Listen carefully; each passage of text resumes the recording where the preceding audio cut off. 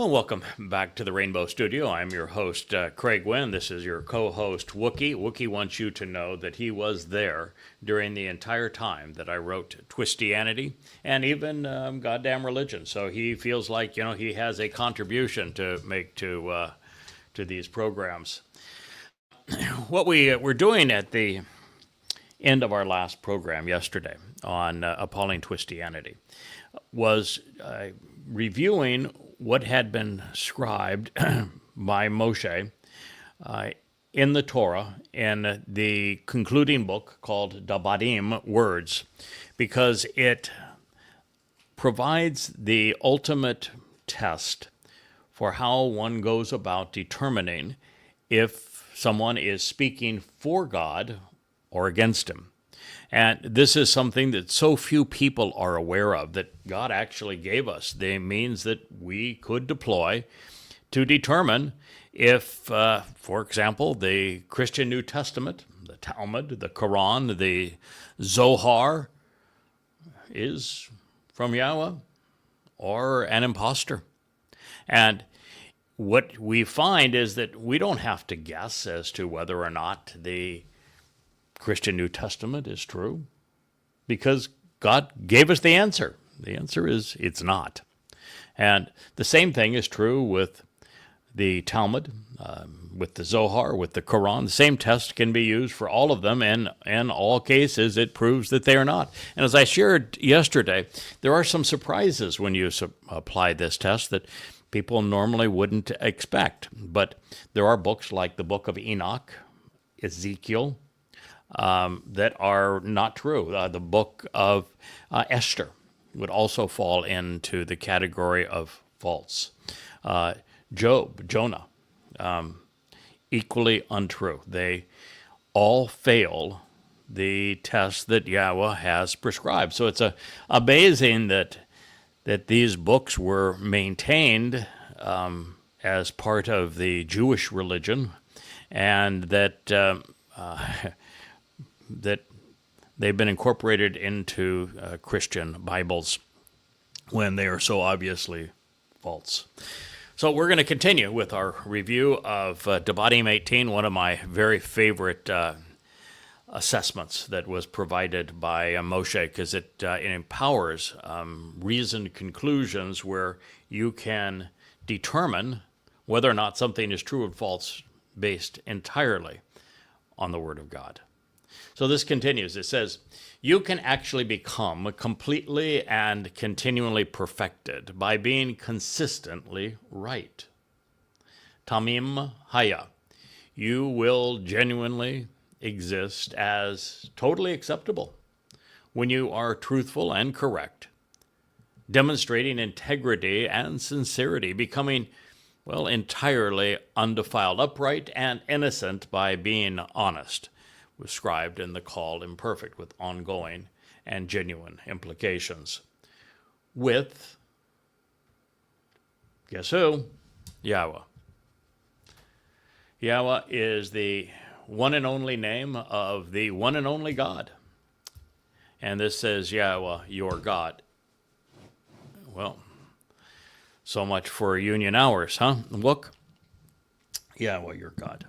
It does not say Hashem. It does not say G-D. It does not say the Lord, which would be Satan's title according to God.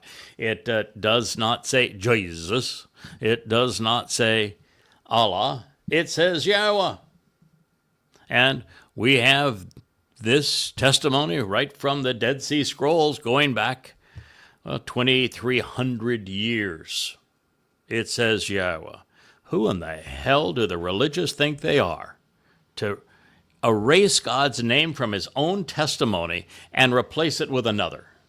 It is absolutely unexcusable, disgusting, unacceptable, unreasonable, revolting. It says right here that if you want to be perfected, if you want to be upright and exonerated before God, then you can achieve that through the Torah of Yahweh.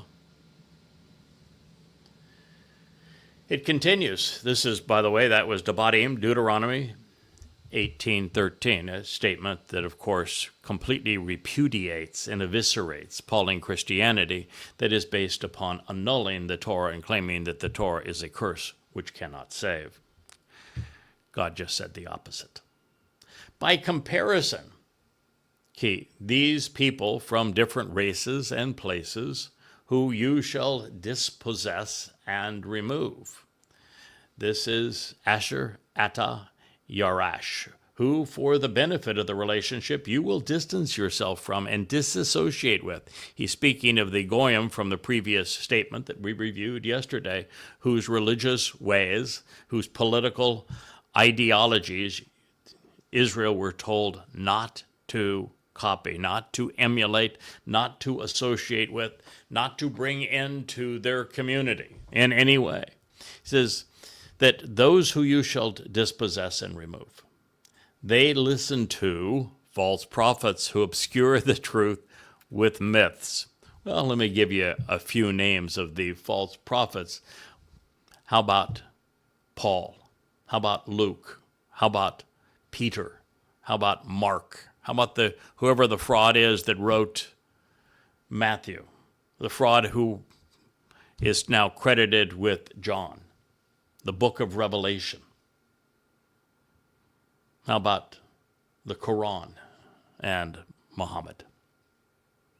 It says that the Gentiles have associated with, and they believe, false prophets who obscure the truth with myths.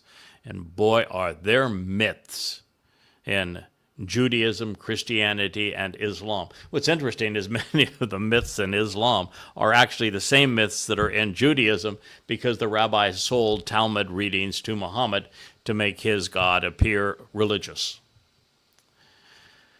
This is Anan, spellbinders. They're spiritualists and politicians blowing smoke who venerate saints and ancestors, often concealing their actual motives while clouding the issue and acting covertly. And they believe in antiquated religious notions and invalid opinion makers, wa kasam, and respond to cultural and conspiratorial suggestions, forming invalid conclusions based upon ancestry.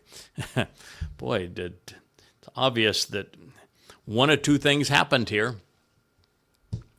Moshe was exposed to Gentile political and religious mantras, which of course he was when he was in Pharaoh's household. Yahweh brought him forward in time so that he could witness what would happen and how the religions of Christianity, Islam, and Judaism would permeate this part of the world that God is concerned about, and how they would be contrived and spread. Or Yahweh is doing what he said he would do, which is using Moshe's mouth, and he is literally speaking through Moshe's mouth, because Yahweh knew all of this to be true. So by comparison to the religious ways, the abhorrent religious ways of the Goyim, these people from different races and places, the Goyim, that you shall dispossess and remove, they listen to false prophets who obscure the truth with myths, spellbinders, spiritualists, politicians blowing smoke. And they believe in antiquated religious notions and invalid opinion makers. But as for you, this is not the correct way that Yahweh, your God, has offered to you for you to approach. Debatim, Deuteronomy 18:14, don't be religious. If there is something that's calling itself a religion, Judaism, Christianity, Islam, run, distance yourself from it. That's the thing that God is telling his people to avoid. This is not the way for you that Yahweh has offered for you to approach. The gift of Yahweh does not include anything that could be defined as religious. And Make no mistake, that is what he is addressing here. You know, you don't have false prophets operating as political pundits. False prophets are associated with religion. The religions of the Gentiles, God is telling us, are based upon false prophets, and we ought not ever associate with any of them. And the ones that he would specifically be opposed are the ones that were actually conceived by and are the most harmful to his people: Judaism, Christianity, and Islam. All three conceived by rabbis and devastating to God's people. Every false prophet, and especially Paul and Muhammad, well, also Akiba and Maimonides, obscure the truth with myths. They are spellbinders who blow smoke while concealing their motives and clouding the issues which actually matter. And without exception, these charlatans always base their antiquated religious opinions on misrepresentations of the words that Yahweh has conveyed. You know, of this, Paul and Akiba were maestros. But no one did it better than Paul because, well, Paul was a rabbi, trained by the rabbis, and if it was only based upon that education and that attitude that he could create the myths found now in the Christian New Testament. The very myth of Jesus Christ is based upon Paul's religious training as a rabbi. God's saying, don't believe them. Don't be lured in or follow them. They are not presenting the correct way to approach God. But Dode is, which is why after telling his people who they should disregard, Yahweh reveals who they should trust. Now, it's one of the reasons I see Debatim 18 is so essential to this mission that Yahweh has asked us to collaborate on.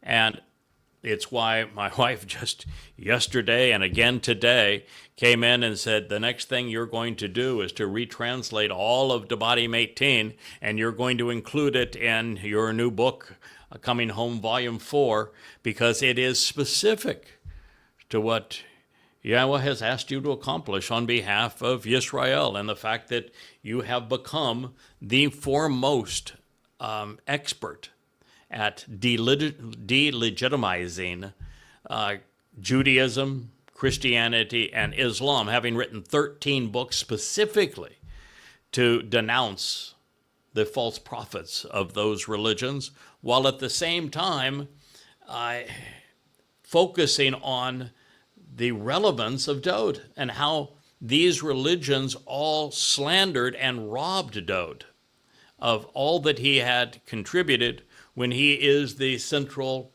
figure in God's story. No one else has ever done any of those things, much less all of those things. And so we will do as Yahweh asked of Abraham, listen to your wife.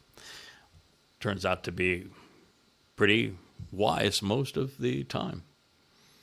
So this continues. A prophet, a nabi, a person who is inspired by Yahweh and who communicates and records the testimony of God and who is accurate regarding past and present events from among your midst. Men, kerabata, out of your innermost nature, from your brethren. This is Moshe speaking to them now, or Yahweh speaking through them, through Moshe, from your brethren, similar to me. Yahweh, your God, will raise up and position to take a stand and be established, to affirm you. Kum, la'ata, he will validate and confirm this individual, elevating the status of this person to encourage and restore you. enabling you to approach and rise through this person. Hiphil imperfect.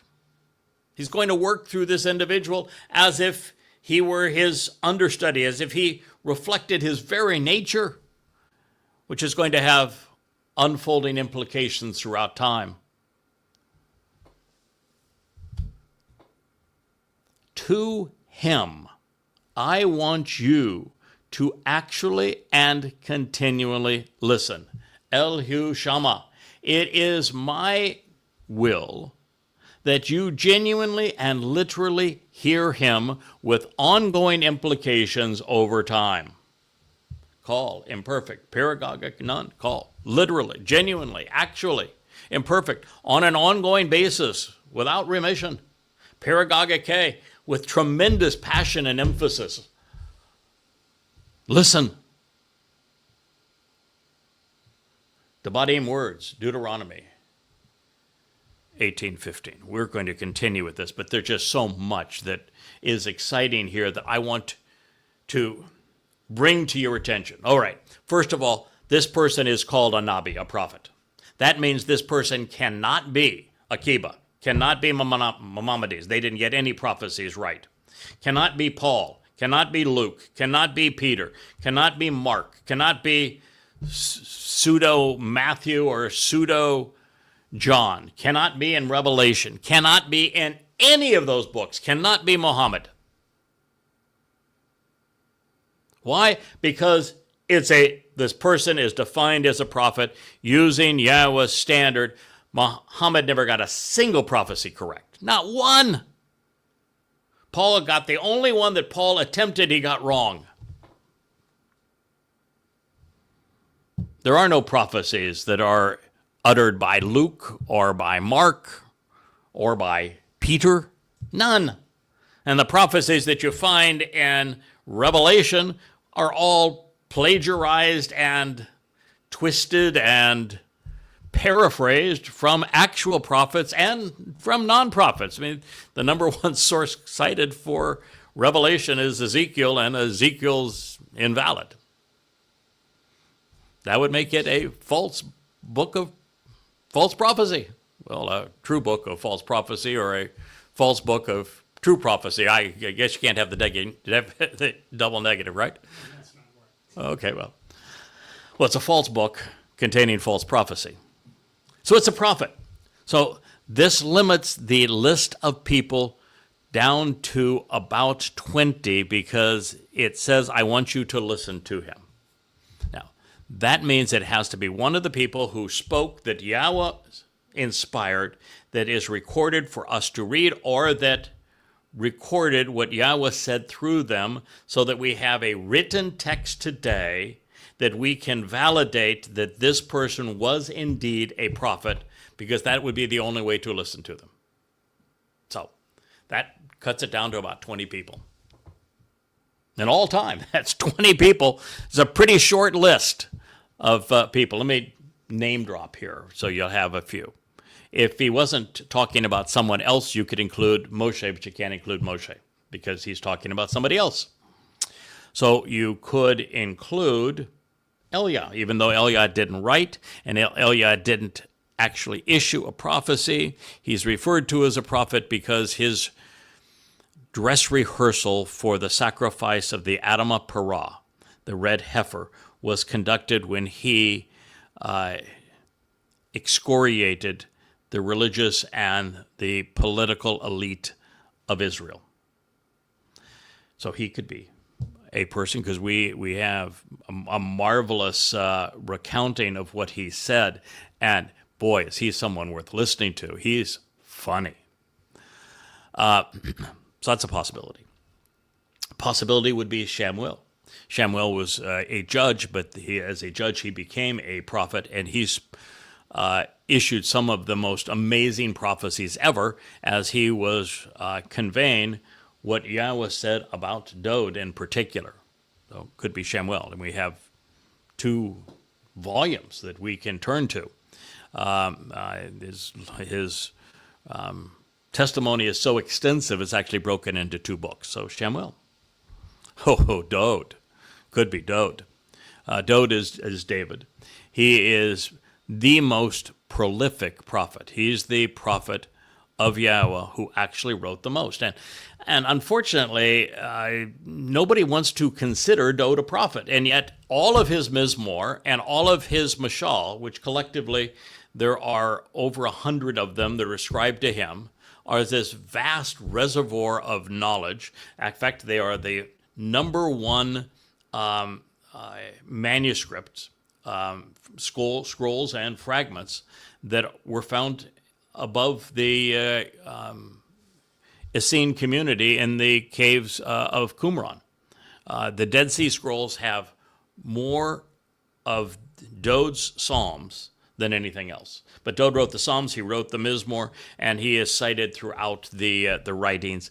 So Dode would be, well, not only a candidate, he'd be the foremost candidate because he is the most prolific prophet. He is also the one whom God listens to.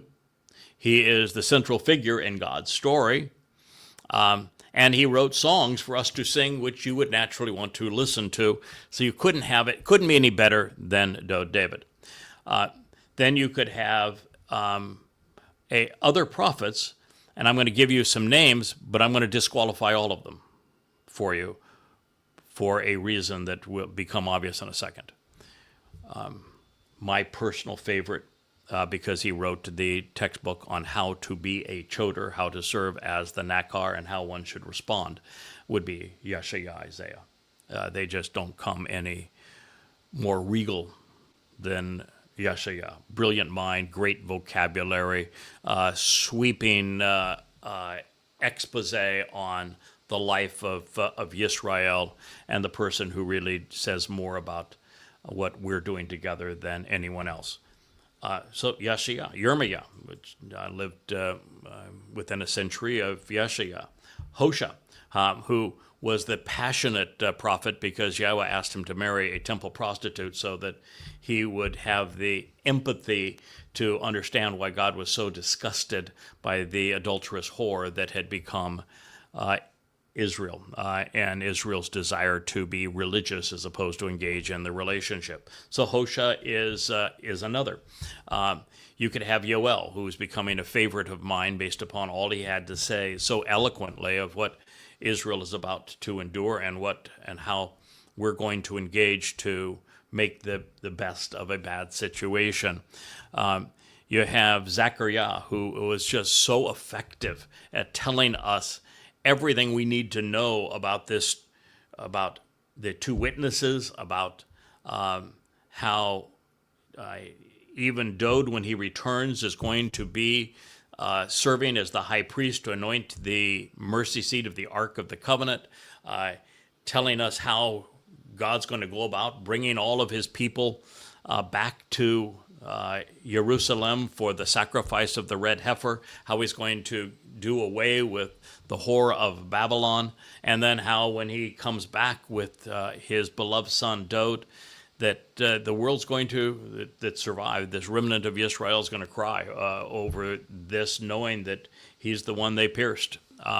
It's a marvelous book. And then you end up with Malachi, and with Malachi, he's the last of the prophets, and he puts so much of the end times events, future history really, into context for us. But it can't be any of those. Why? Because Moshe said, like me. We hinted at this the other day, and I've spent more time actually talking to Leah and Rich, my wife and our producer, technologist here, about this than I have elsewhere, which is that in Yahweh's story, there are players, and there are prophets, and there are actually a number of prophet players. Now, I don't use player as a pejorative. They're the cast in Yahweh's story. A lot of people play roles in Yahweh's enduring story. Adam and Chawah played their part. Cain and Abel played their part. Noach and his sons and their wives played their part. We certainly see the role, an amazing role that Abraham and Sarah played. Even Lot, for all of his foolishness, played a part. And so we're going to go through the period, and we see that Ishmael played a part, and that a bad one, but he did. Even Hagar played a part. And then we go on through Yishak. Esau played a part, even though he was not the one who was chosen, at least not at the beginning. And then we get Jacob, and then Jacob has 12 sons, and they become Yisrael, and they all played their parts. So lots of people playing a part.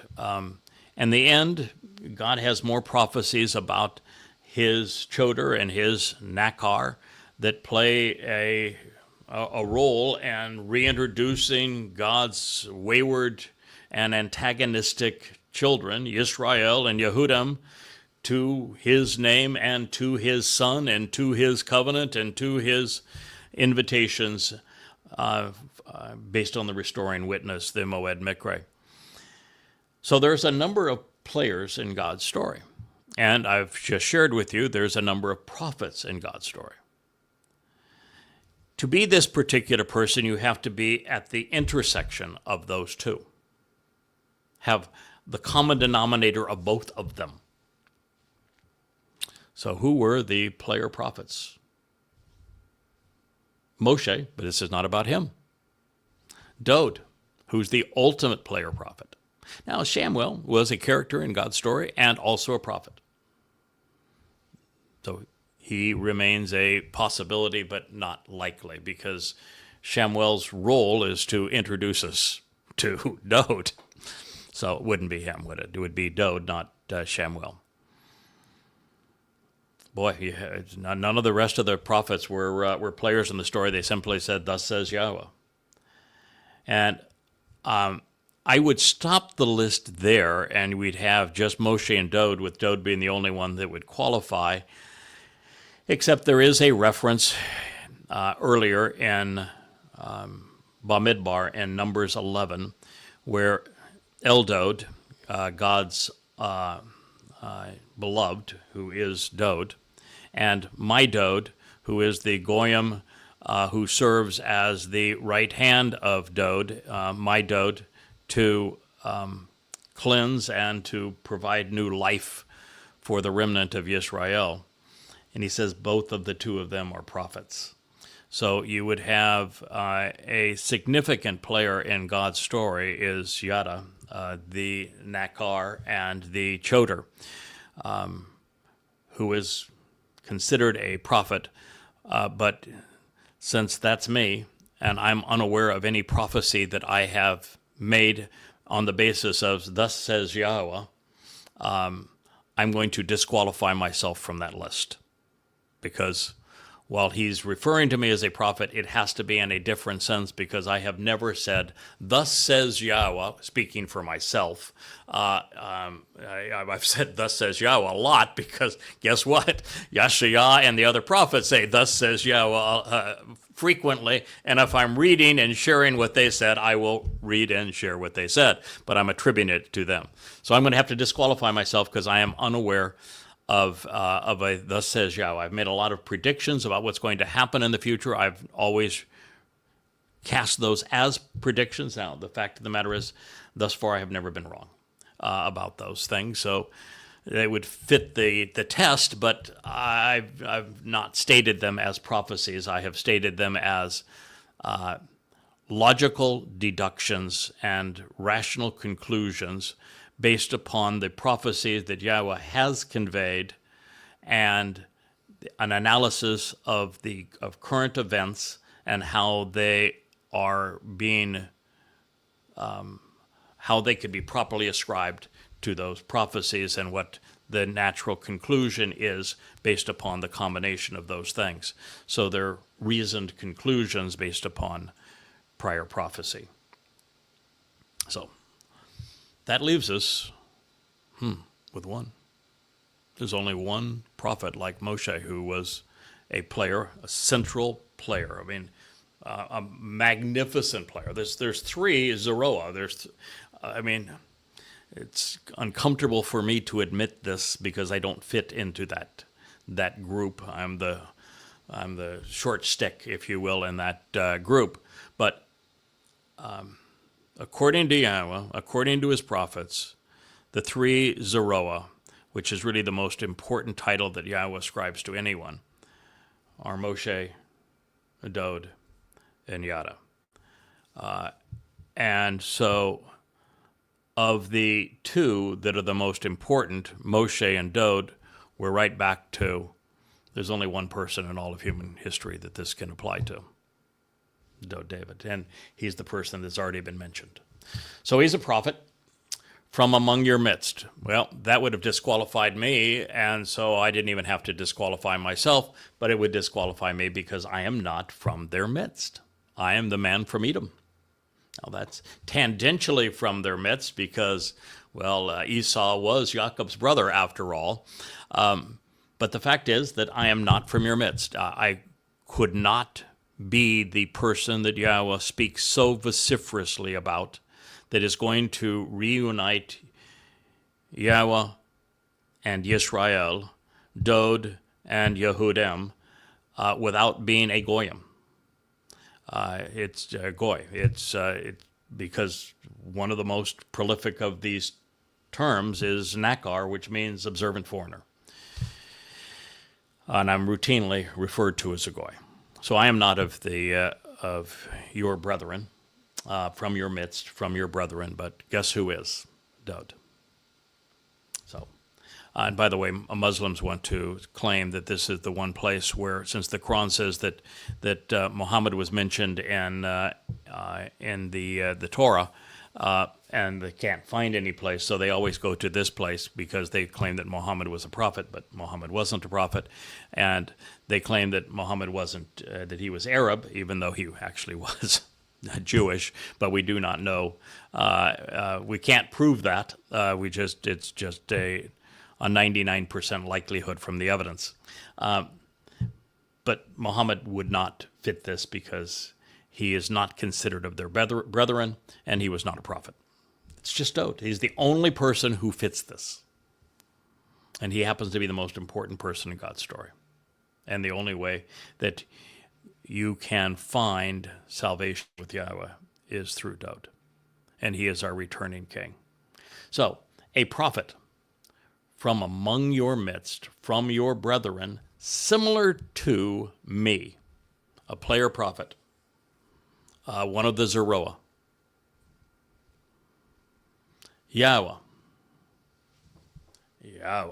And that's essential because he can't be anybody.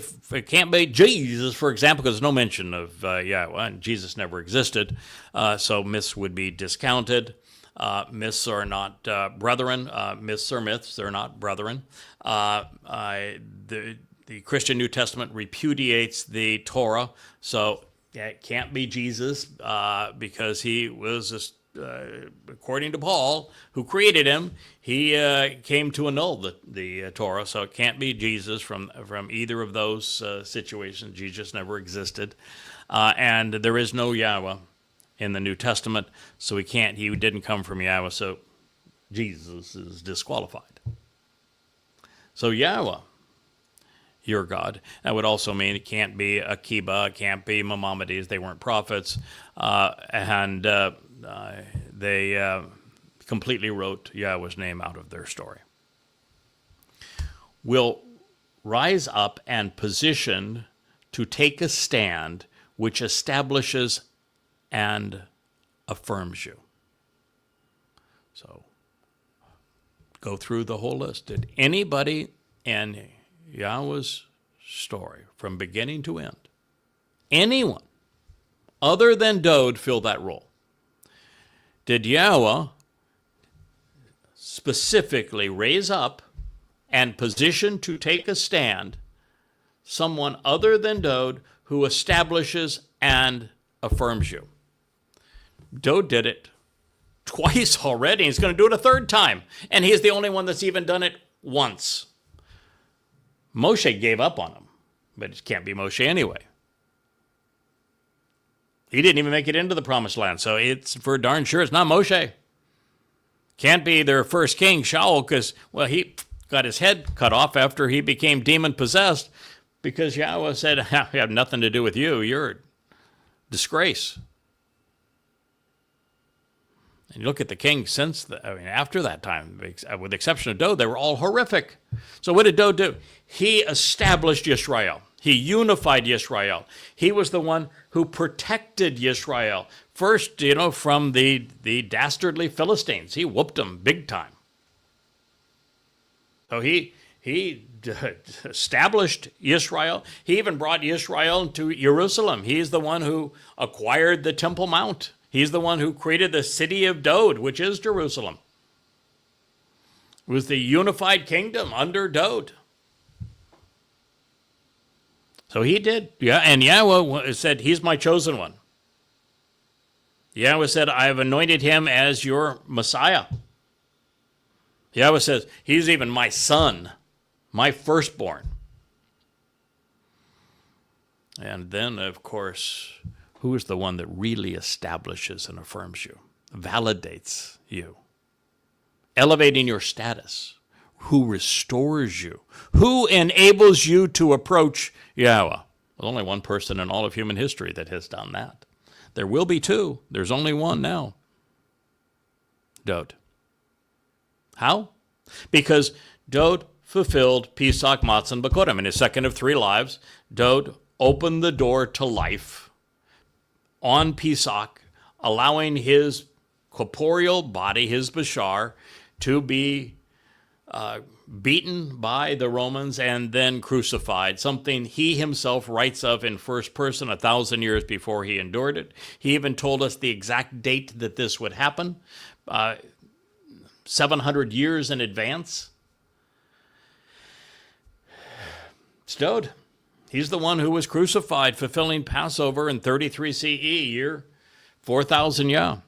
He is the very one who opened the door to life. And then on Matzah, he explains in first person how he would take our guilt and carry it into Sheol to deposit it there so it would never be seen again, so that we would be affirmed, so that we'd be validated, so that we would be elevated, so that we'd be restored, so we could approach Yahweh. He's the one who did that. And then he's the one who fulfilled Bakurim as the Bakor, the firstborn son, fulfilling firstborn children, so that we could all be established within Yahweh's family, so that we too could stand with God. Dod is the only person in human history that has done these things. He fulfilled the first three in Moed Mikre in 33 CE, year 4,000 Yah. There will be someone else, that third Zeroah. He will also forego his Bashar body, allowing a beast to bludgeon it, as the red heifer, as the Adamah Parah on Towrah, two Moed fulfillments from now, so as to restore the adulterous woman that is Yisrael in this final mortal remnant of God's people, so that they can witness and be part of the great homecoming that will happen when Dod returns. And he will return on Kippurim in year 6,000 Yah, which is 2033, returning actually on sunset October 2nd of that year. And I said that Dod would establish Yisrael 3 times. Well, he's coming back as the king of Yisrael, the king of the universe. His throne is forevermore. It's established by Yahweh. Yahweh says he's coming back as brilliant as the sun, and that he is Elyon, Almighty God, in your presence. I would say that would be a pretty good third establishment. It's Dod. And so my wife is right. This statement speaks of our mission, because it is my job. I'm the first person in human history to make this discovery, to prove it, to share it with you, and to convey it even through prophecies like this one, so that you would understand it. That makes this exceedingly important. I mean, you have on YouTube, for example, about 1 billion channels you can listen to. You have on X about 1 billion accounts that you can follow. You have on Facebook another 1 billion pages that you can examine and explore. But there's only one of all of those who can introduce you to Yahowah, who can teach you about his beloved son, Dod, and all that he did to fulfill this particular prophecy and so many more, so that you can become immortal, perfect, adopted into his family, enriched and empowered by God. Only one. Now, you would think in a rational world that that would be the most important page, channel, and account on this planet. And then this says, to him, you should actually and continually listen. And you can. But never have his words resonated more clearly and powerfully than they do through Yada Yahowah, which is the place, particularly in the Coming Home series, where we explore every nuance that came from this man and explain why it was or how it was that he came to realize that he should volunteer to be the Passover lamb.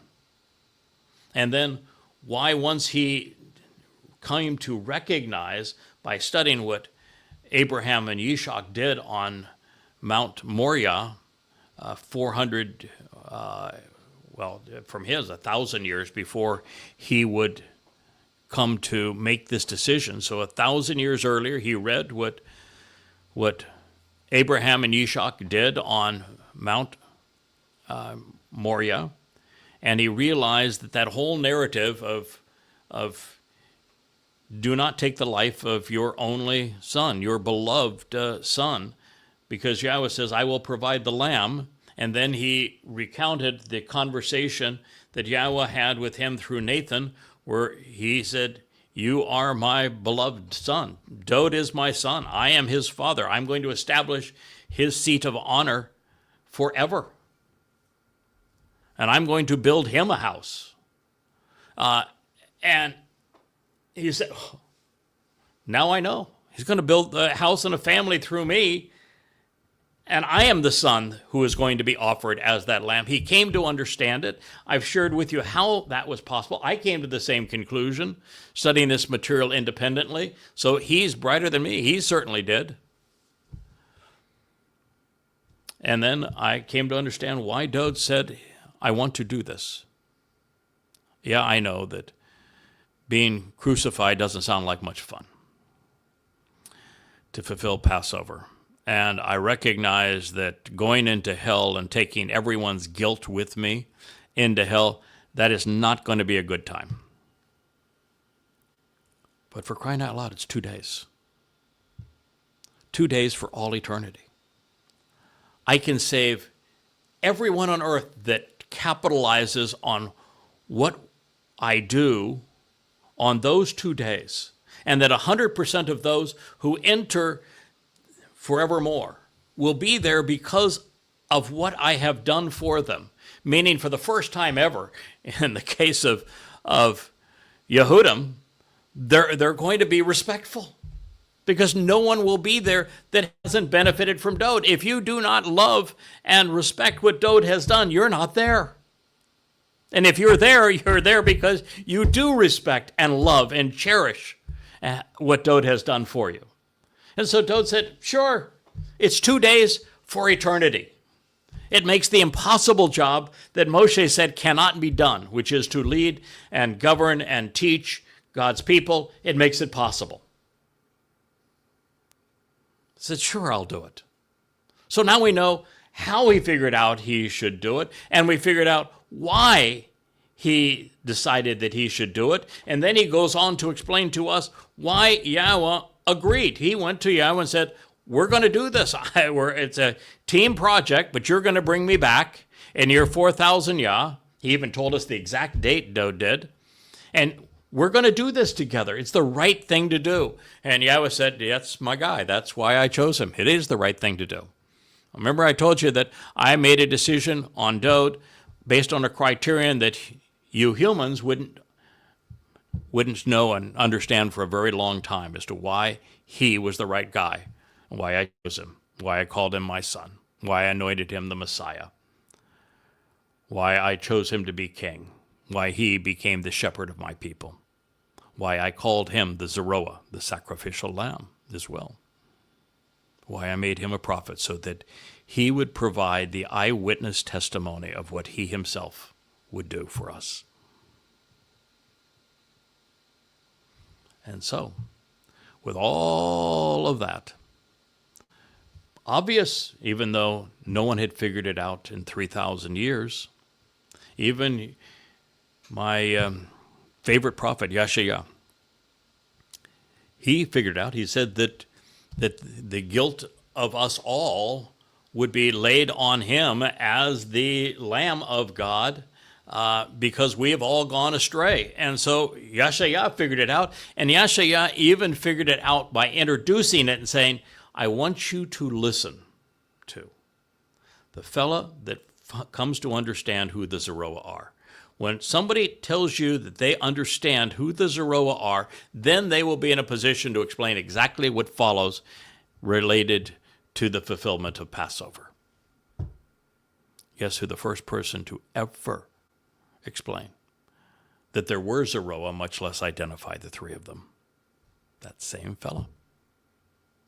Yada. Me. And so I'm telling you, because God told you, because Moshe told you, you need to listen to what Dod has to say. He told you all of these things. He told you that he was going to be the Passover lamb. He told you he was going to fulfill matzah. He told you he was going to fulfill Bikurim. He told you what those things were going to mean to you. And he even told you that you would screw it up, that you would deny him, that you would reject him, and that you would foist crude counterfeits in his place. Rob him of his titles, of his accolades and achievements, and afford them. Well, Christianity is to an outright myth, a complete, utter fabrication, a person who never, ever existed in Jesus Christ. And then with Judaism, it's Bar Kokhba, who is the warlord that Akiba, as the founder of Judaism, foisted on his people, that led to the diaspora, that led to the Holocaust, that led to God's people never understanding that Pesach, Matzah, and Bikurim were fulfilled by Dod, and that he is the Son of God, and that he is the Messiah.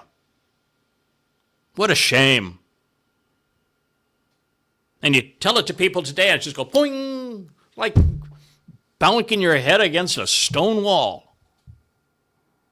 It's the single most important, most beneficial, most valuable, most relevant discovery in human history.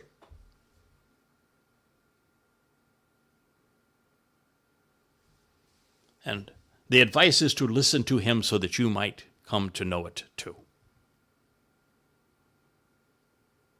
And it's right there in the Torah.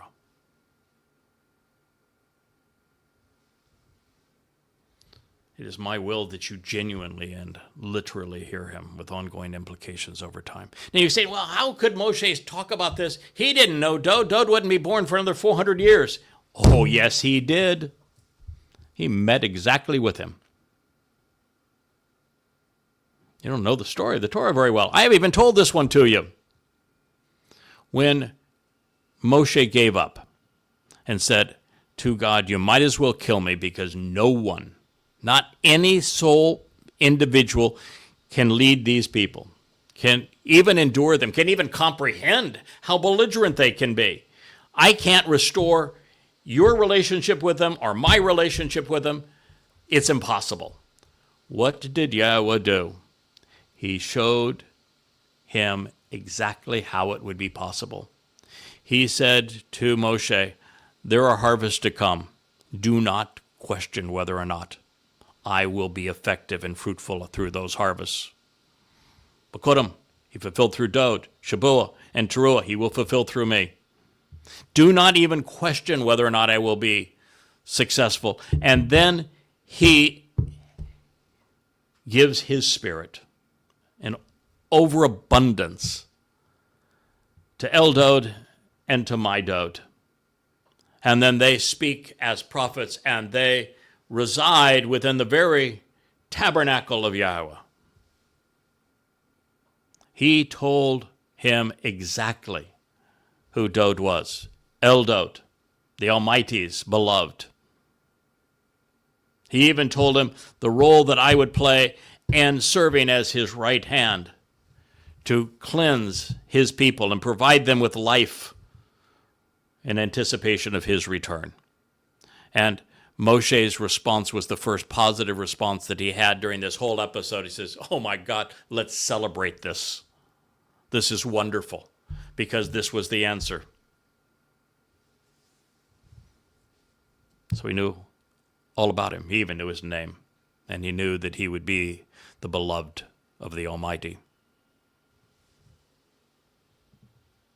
It's amazing how much you learn. You know, it's Rich is constantly saying, you know, because he's moved here. He worked for pretty good iced tea and coffee, and Leia's cooking. Leia's cooking is pretty awesome, and to be here, which is the most exciting place on earth, and he's constantly saying, you know, every day is this voyage of discovery where we have so much confirmation and affirmation that we're doing exactly as God had intended, and it's just like living in the middle of the prophecy, where the prophecy is just all around us, and everywhere we turn, everywhere we look, there is another instruction and affirmation of it. And so, my friends, that's where we are. Well, Moshe wasn't done. And remember, Moshe gave up. He said, I can't do this. And Yahweh had told Moshe, don't fret it, man. I will use your mouth. I will speak through your mouth. This is actually Yahweh speaking through Moshe. My guess is that Yahweh knew what he was talking about. This is a really well-written prophecy. This is extraordinarily precise, with every nuance of this being profoundly important, and not a single word of this, not a single word has been understood until I took the time to explain it. That's how we work together. That's why this relationship is so important. You've never heard any rabbi say this. You've never heard anybody who would call themselves a Christian say this. They would ascribe it to the myth. A Muslim would ascribe it to Muhammad, for crying out loud. I mean, totally and completely ignorant. And a rabbi, they hate Dod. They are so envious of Dod they could puke. That's why they go and say God can't have a son, even though Yahweh says 3 times he is my son. That's why the rabbis are all looking for this unnamed Messiah, because they don't like Dod, even though Yahweh said 3 times, he's my Messiah. That's why they're looking for a new leader, a king, when Yahweh says, no, his throne's everlasting. I'm bringing him back. He's my guy. They're looking for a chosen one. They even think Trump is their chosen one. No, their chosen one is Dod. All right, it goes on. I get excited about this because this is the essence of my relationship with Yahweh. It's why I was called to do this. This is the core of my responsibility. I serve as Dod's choter and as Dod's Bashar herald.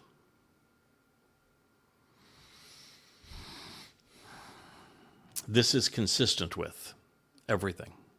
This is consistent with everything which you requested of Yahweh. I tell you, this is hard. This is the hardest thing of all for me to endure, is what I'm going to have to communicate to you now.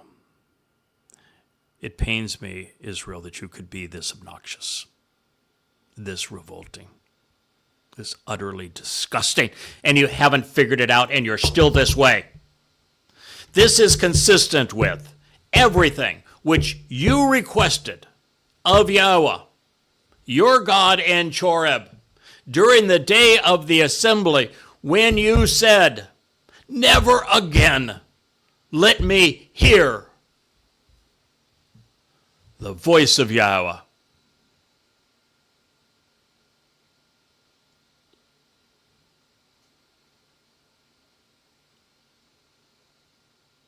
I'm going to end this program right there.